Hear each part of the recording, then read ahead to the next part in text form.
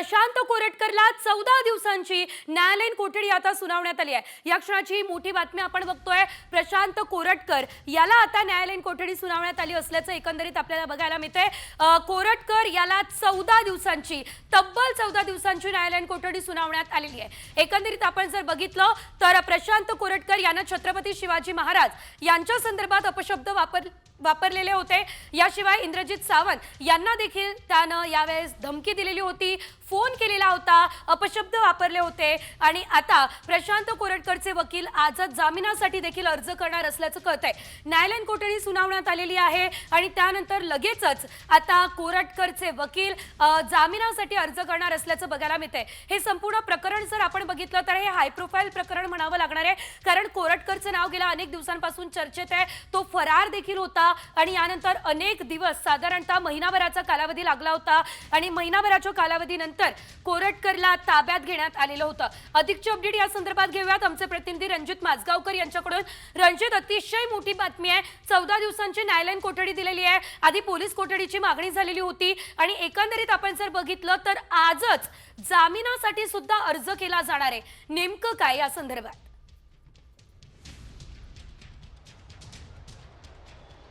प्रशांत कोरटकर यांच्या संदर्भात जो तपास आहे तो तपास करण्यासाठी पोलिसांना पुरेसा वेळ पाहिजे होता। त्यासाठी सुरुवातीला 5 दिवसांची आणि नंतर पुन्हा 5 दिवसांची पोलीस कोठडी देण्याची मागणी पोलिसांनी केली होती।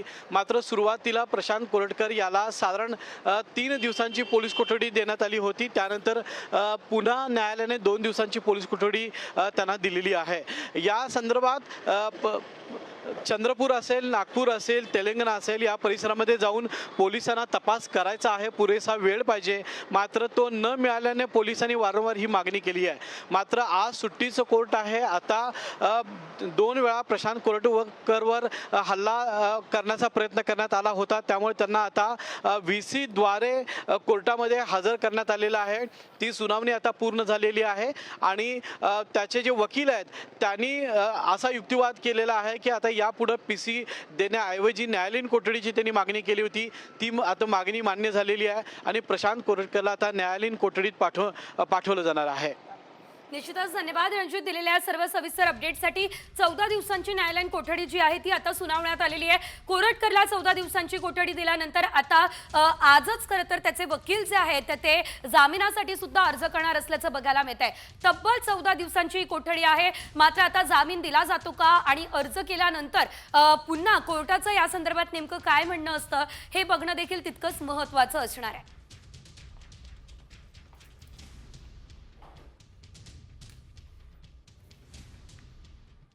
आता कुणाल कामरा संदर्भात एक मोठी बातमी बघूयात। कुणाल कामरा विरोधात राज्यामध्ये विविध ठिकाणी दाखल 3 गुन्हे मुंबई पोलिसांकडे वर्ग करण्यात आलेले आहेत। मनमाड, नांदगाव, जळगाव या ठिकाणी दाखल 3 गुन्ह्यांचा एकत्र तपास खार पोलीस करणार असल्याची माहिती सध्या तरी आपल्याला मिळते। या प्रकरणी खार पोलीस ठाण्यामध्ये यापूर्वी एक गुन्हा जो आहे तो दाखल करण्यात आलाय। कॉमस्कोर नुसार आता isakal.com आहे देशातील नंबर 1 ची मराठी न्यूज वेबसाईट।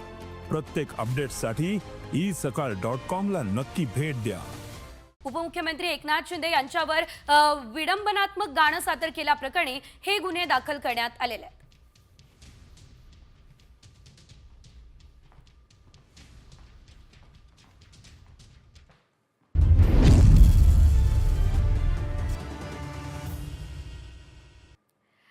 तर आज आपण बघतोय मनसेचा गुढीपाडवा मेळावा आहे आणि ही बातमी या संदर्भातली आहे। मनसेचा आज गुढीपाडवा मेळावा दादरच्या शिवाजी पार्कच्या मैदानामध्ये पार पडणार आहे आणि यासाठी मनसेकडून जय्यत अशी तयारी सुरू करण्यात आलेली आहे।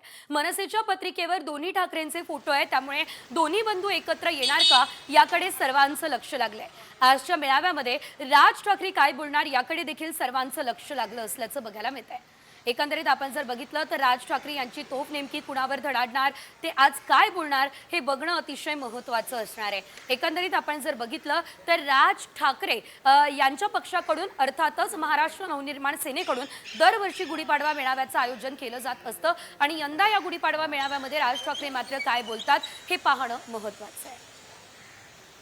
आगामी महापालिका निवडणुकांच्या पार्श्वभूमीवर सुद्धा राज ठाकरे हे काही सांगतात का, जनतेला किंवा कार्यकर्त्यांना आवाहन करतात का, हेही बघावं लागणार आहे। संपूर्ण राज्यभरामध्ये आज गुढीपाडव्याची धूम बघायला मिळते. नवीन वर्षाचं स्वागत आनंदात उत्साहात केलं जातंय. मात्र संपूर्ण राज्यभरातली आणखी नेमकी काय परिस्थिती आहे जाणून घेऊयात वेगवान स्वरूपात. राज्यात 1 एप्रिल ते 7 एप्रिल पर्यंत अवकाळी पावसाची शक्यता असल्याचा अंदाज हा वर्तवला जातोय. यामध्ये मुंबई आणि पुण्याला देखील पाऊस पडणार असल्याचा अंदाज आहे. कोकण पट्टीमध्ये जास्त पाऊस पडणार आहे आणि गारपिटीची देखील शक्यता व्यक्त केली जाते. वसई विरार शहरात पावसाळ्यामध्ये पूरस्थितीची समस्या निर्माण होऊ नये यासाठी पालिकेकडून एप्रिलपासून नाले सफाईच्या कामाला सुरुवात केली जाणार आहे. तर यांत्रिक पद्धत वापरून ही सफाई पावसाळ्याआधी पूर्ण केली जाणार आहे. यासाठी यावर्षी मात्र पालिकेने 24 कोटींची तरतूद केलेली आहे.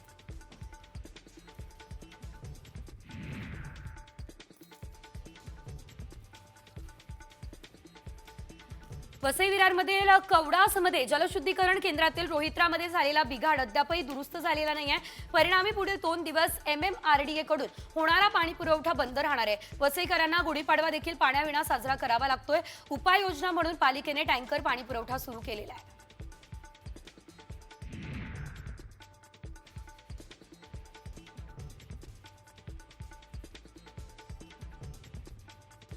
जळगावमधील निम्म्या जिल्ह्याची सिंचनाची आणि पिण्याच्या पाण्याची तहान भागवणाऱ्या गिरणा धरणाचा जलसाठा केवळ 35% आलाय. उन्हाच्या तीव्रतेमुळे मध्यम आणि लघु प्रकल्पांमधील साठा झपाट्यानं कमी होऊ लागलाय. उन्हाचं वाढतं प्रमाण पाहता जूनपर्यंत बहुतांश धरणं तळ गाठण्याची देखील शक्यता आहे.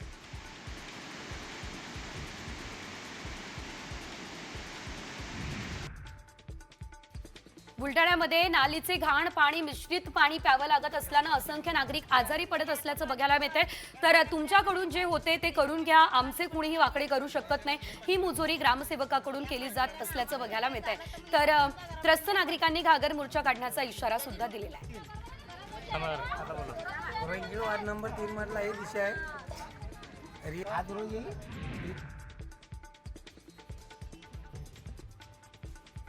अकोल्यातल्या हिवरखेडमध्ये हेमंत गावंडेंच्या निर्गुण हत्येच्या निषेधार्थ नागरिकांचा कॅन्डल मुकमोर्चा निघाला. गावंडेंच्या मारेकऱ्यांना फाशी द्या ही मागणी नागरिकांनी केली. बायकोच्या गळ्यातील मंगळसूत्र चोरणाऱ्या चोरट्याचा पाठलाग करणाऱ्या हेमंत गावंडेंची दगडानं ठेचून हत्या करण्यात आलेली होती.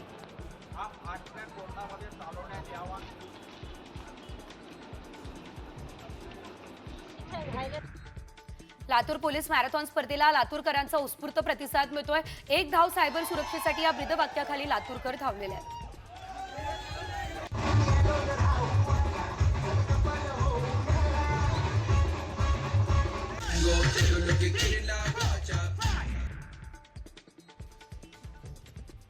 जळगावमध्ये गुढीपाडवा सणाच्या मुहूर्तावरती सोनं चांदी खरेदीसाठी मोठ्या प्रमाणावरती गर्दी होतीये. बाजारपेठा ग्राहकांच्या स्वागतासाठी सजल्या. राज्यात सोनं चांदीच्या खरेदीची उलाढाल 3 ते 3.5 हजार कोटींच्या पुढे जाण्याचा अंदाज आहे.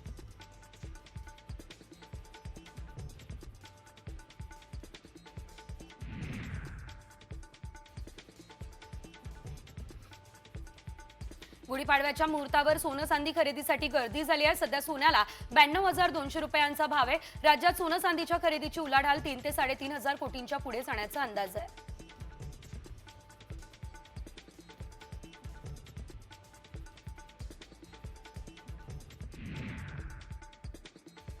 पुण्यात कोरेगाव पार्कमधील मोक्का हॉटेलमध्ये अवैधरित्या सुरू असलेल्या हुक्का पार्लरवरती कारवाई करण्यात आली आहे. या प्रकरणी पोलिसांनी 3 जणांना ताब्यात घेतलेलं आहे. त्यांच्यावरती गुन्हा सुद्धा दाखल करण्यात आलेला आहे.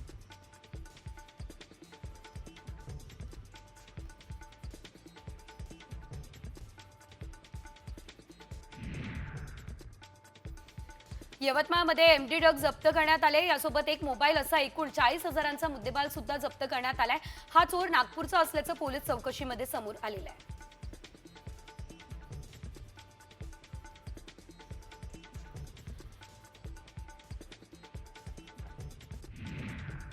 मिरजेत भर दिवसात 4 बुरखाधारी महिलांनी सराफा दुकानात दागिन्यांवरती डल्ला मारला. ही घटना CCTV कॅमेऱ्यामध्ये कैद झाली असल्याचं बघायला मिळतंय. भर दिवसा अशा प्रकारे धाडसी चोरी केल्यानं सराफा व्यापाऱ्यांमध्ये भीतीचं वातावरण पसरलंय.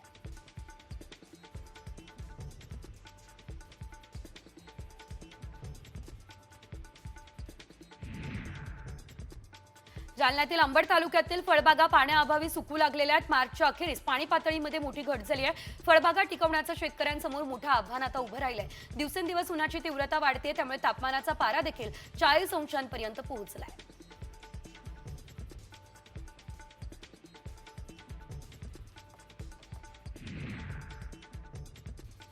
सांगलीमध्ये पहिलेच कुत्रा निर्बीजीकरण आणि निवारा केंद्र चालू वर्षात साकारलं जाईल आणि यामध्ये महिन्यात 1000 कुत्र्यांची शस्त्रक्रिया करण्यापर्यंत क्षमता वाढवली जाणार आहे. शहराबरोबर ग्रामीण भागाला देखील या केंद्राची सुविधा दिली जाईल. पालिकेच्या अर्थसंकल्पात यासाठी 2 कोटी रुपयांची तरतूद करण्यात आलेली आहे.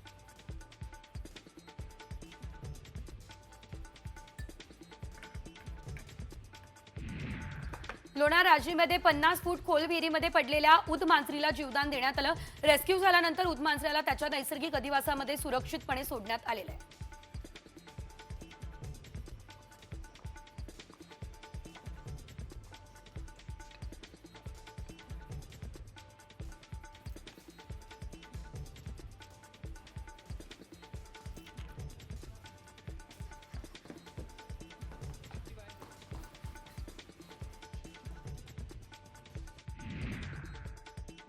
विधानसभा निवडणुकीतील पराभवानंतर बच्चू कडू पहिल्यांदा राज्यभरातील प्रहार कार्यकर्त्यांसोबत संवाद साधताय.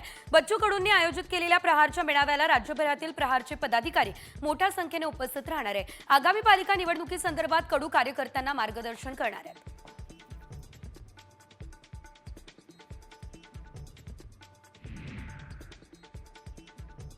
पंतप्रधान नरेंद्र मोदी आज गुढीपाडव्याच्या दिवशी नागपूर दौऱ्यावरती आलेत. संपूर्ण शहरामध्ये स्वागताची तयारी करण्यात आली आहे. मोदी ज्या मार्गावरून जाणार आहे त्या मार्गावर फलकही लावण्यात आलेले आहेत आणि हे फलक लक्ष वेधत आहेत.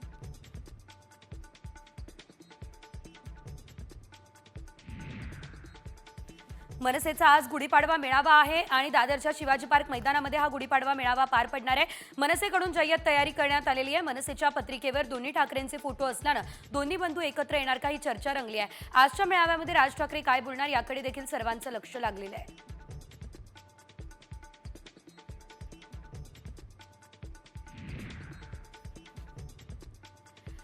राजस्थानचे राज्यपाल हरिभाऊ बागडे यांच्या हेलिकॉप्टरमध्ये छोटासा स्फोट झालाय. उड्डाण करताना अचानक हेलिकॉप्टरमधून धूर आला. धूर उत्सर्जनाचे नेमके कारण अद्यापही कळू शकले नाही. मात्र राज्यपाल यामध्ये हरिभाऊ बागडे सुरक्षित आहेत.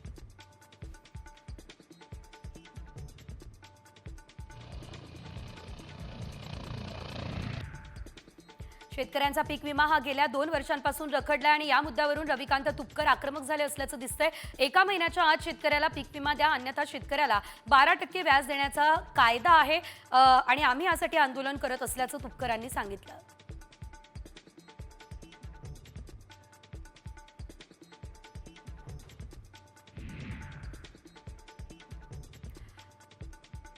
मंत्री शिवेंद्रसिंह राजे भोसले यांचा वाढदिवस साताऱ्यामध्ये रात्री 12 वाजता फटाक्यांची आतषबाजी करत साजरा करण्यात आलेला आहे. उत्साहात साजरा करण्यात आलाय. यावेळी शहरातील रस्त्यावरती हजारो तरुण जमले होते. तर यावेळेस आज दिवसभर सातारा शहर याशिवाय जावळी तालुक्यात विविध कार्यक्रमांचं सुद्धा आयोजन झालेलं आहे.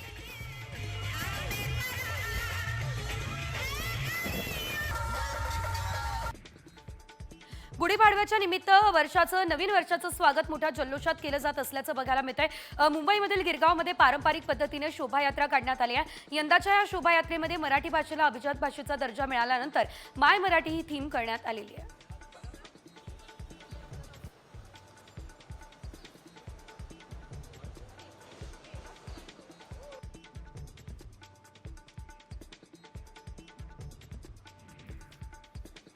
गिरगावमध्ये शाकाहारी विरुद्ध मांसाहारी वादाला गुढीपाडव्याच्या स्वागत यात्रेमध्ये आवाज मिळालाय. ज्या सोसायट्यांनी मराठी माणसांना शाकाहारी जेवणाचे निर्बंध घातले त्यांच्या विरोधात आवाज उठवण्यात आलेला आहे.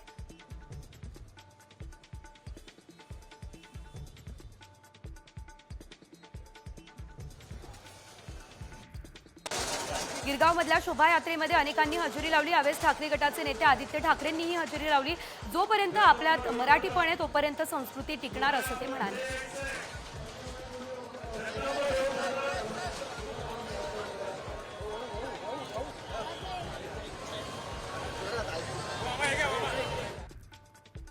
तिकडे डोंबिवलीमध्ये सुद्धा ढोल ताशांच्या गजरात मराठी नवीन वर्षाचं स्वागत झालेलं आहे. दरम्यान डोंबिवलीमध्ये या शोभायात्रेत अनेक मराठी कलाकारांनी हजेरी लावली आहे. ढोल ताशांचा गजर, लेझीम पथक आणि त्यासोबत पारंपरिक पेहरावामध्ये तरुण वर्ग सहभागी झाला असल्याचं दिसलंय.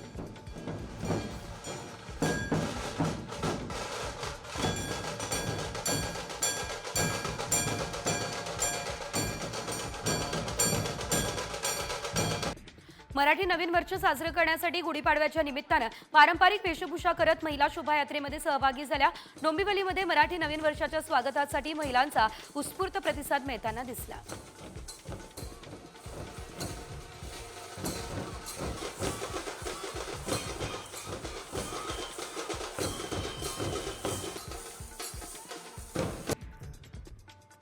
तिकडे डोंबिवलीमधल्या पाडव्याच्या शोभायात्रेमध्ये मुस्लिम बांधवांनी सहभाग घेतला। डोंबिवलीच्या गुढीपाडव्यात शोभायात्रेमध्ये हिंदू मुस्लिम एकोप्याचं दर्शन घडलं।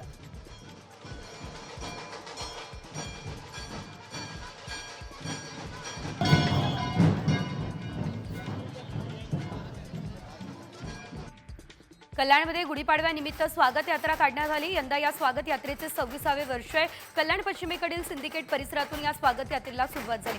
या स्वागत यात्रेमध्ये ढोल ताशांचं पथक, लेझिम पथकही सहभागी झाले।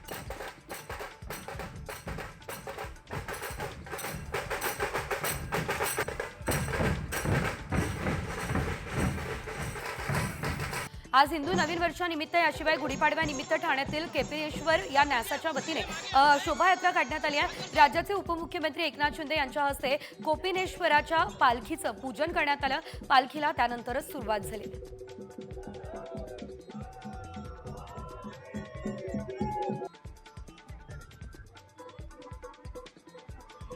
नागपूरमध्ये गुढीपाडव्याचा चांगलाच उत्साह बघायला मिळालाय। सकाळी पहाटे नागपूरमध्ये 8 रस्ता चौकाच्या मुख्य रस्त्यावरती शोभायात्रा निघाली। ढोल ताशा पथकानं उत्साहामध्ये ढोलवादन केलं। तरुणाईचा उत्साह देखील यावेळेस पाहण्यासारखा बघायला मिळाला।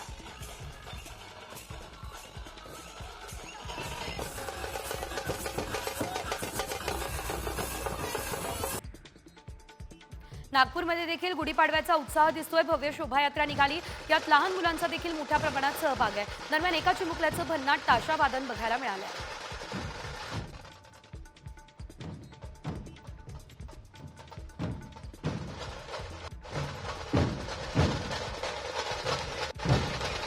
गुढीपाडव्याच्या निमित्तानं पंढरपूरच्या विठ्ठल रुक्मिणी मंदिरात विविध देशी विदेशी फुलांची आकर्षक सजावट झाली आहे। फुलांच्या सजावटीमुळे देवाचं रूप अधिकच खुलून दिसतंय। झेंडू, जिप्सी गुलाब, आष्टर आदी फुलांची सजावट बघायला मिळाली आहे।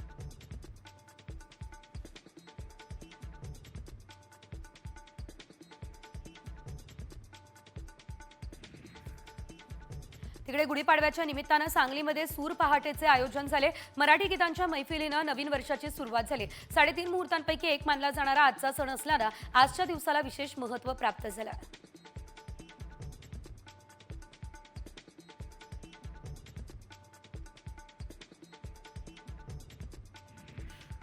गुढीपाडवा आणि नवीन मराठी वर्षाच्या स्वागताचा जल्लोष नाशिकमध्ये सुद्धा बघायला मिळालाय। शहरात ठिकठिकाणी ढोलताशांच्या गजरात शोभायात्रा काढून नवीन वर्षाचं जल्लोषात स्वागत करण्यात आलेलं आहे। तर या दरम्यान विविध रंगाच्या वेशभूषा सुद्धा परिधान केलेल्या महिला आणि पुरुष बघायला मिळाले आहेत।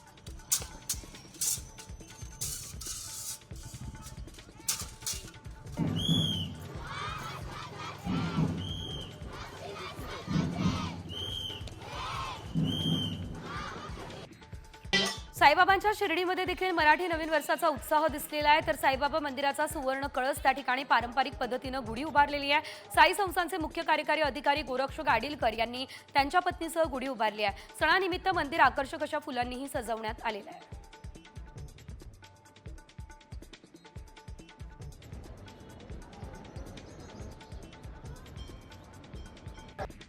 कोल्हापूरमध्ये नवीन वर्षाच्या मुहूर्तावर शिवप्रेमींनी छत्रपती शिवाजी महाराज यांचा पूर्णाकृती पुतळा जो आहे तो उभारलाय। पट्टकोण डोली हे गाव अतिसंवेदनशील आहे आणि या संपूर्ण गावामध्ये कोणत्याही महापुरुषांचा पुतळा उभारण्यात आलेला नाही। मात्र मध्यरात्री गनिमी कावा करत शिवसैनिकांनी छत्रपती शिवाजी महाराजांचा पुतळा उभारलाय।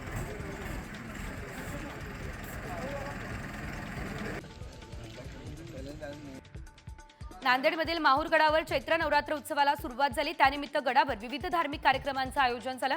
दरम्यान गुढीपाडव्यानिमित्त गडावर घटस्थापना आणि मुख्य ध्वज उभारण्यात आला। रेणुका मातेला सर्व अलंकार घालून महापूजा करण्यात आली।